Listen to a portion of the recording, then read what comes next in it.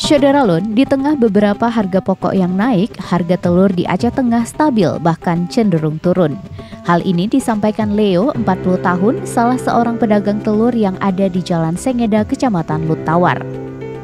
Ia menyebutkan jika harga telur stabil bahkan cenderung turun, untuk ayam telur ras ukuran kecil per lempeng berada di harga Rp31.000, ukuran sedang Rp33.000, dan ukuran besar di harga Rp37.000 per lempeng. Dari harga normalnya di angka Rp40.000 per lempeng.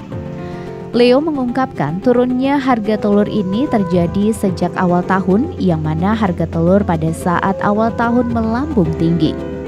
Untuk jenis telur kampung mengalami kenaikan Rp5.000 dari Rp45.000 per lemping kini menjadi Rp50.000 per lemping.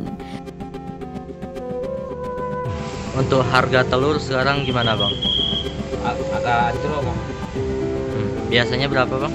Biasanya harga 42, 43. Dan sekarang? Sekarang jadi 37.